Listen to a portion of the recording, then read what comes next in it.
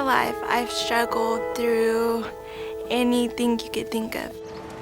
I've had leg braces and other kids didn't. I've been in a walker and wheelchair and other kids haven't. So I've always knew that I was different from everybody else. Emily was 3 or 4 years old and we came to Scottish Rite. My husband and I knew something was wrong with Emily. Getting the diagnosis of cerebral palsy wasn't too striking. It was hard understanding what was to come, but then we met Dr. Delgado. Cerebral palsy is not a disease, but a group of chronic neurological disorders that mainly affect movement and posture. As the patient grows, they may develop muscle contractures, joint dislocations. They can have bone deformities, and that complicates things. For those children where the muscle's tight, where it's contracted, where they have a hip condition, where they have a spine condition, where they have a foot condition, then those are the patients where we can intervene in a positive way to make their lives better. Well, it all started when I was having a lot of trouble opening the doors, and I've been seeing a lot of other people in wheelchairs struggling to open the door. I've always had teachers open the doors for me, and I just felt that I wasn't popular and nobody liked me and I didn't have any friends. Me as a mom, I wanted to help my daughter. She was wanting more independence.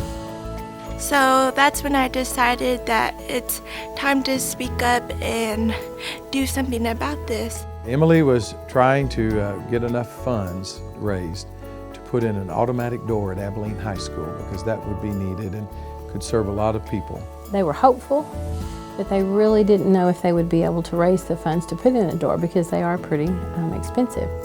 Emily is one of those students who does not see obstacles.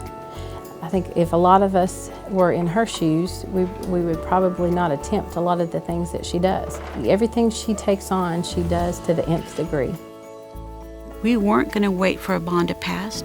We weren't going to wait for a law to pass. We were going to do it, and that's what we did.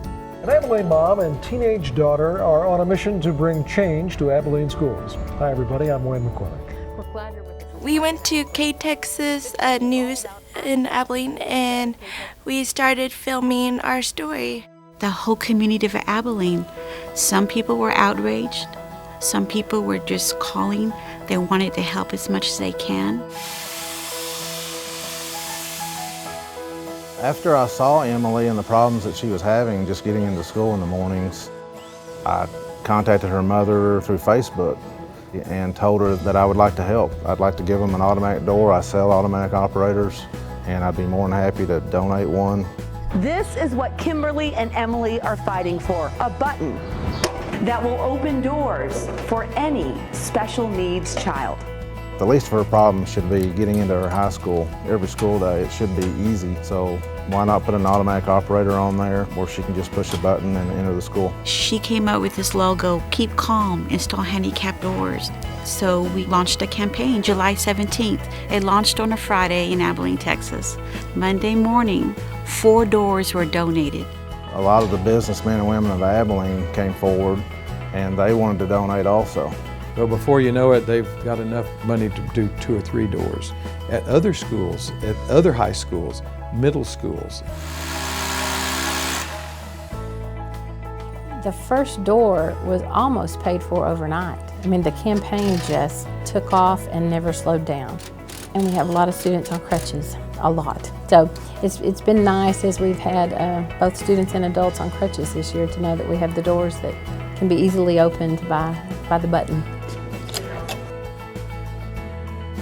There's no doubt that her efforts have inspired the kids in her school and the adults that have seen what's happening. Emily's one of those people that if she puts her mind to something, she goes through with it all the way. There's no pauses or stops or anything. Seeing her work hard for something that she believes in makes me want to work harder in everything I do. She's kind of brought to the forefront the struggles of a handicapped student and what they go through. And one young girl who is determined with a lot of passion to help other people. I just can't imagine that in life she's not going to be very successful, because she has what it takes to finish what she starts, to do big things. She's a real role model. She is a shining example of how one person can make a difference.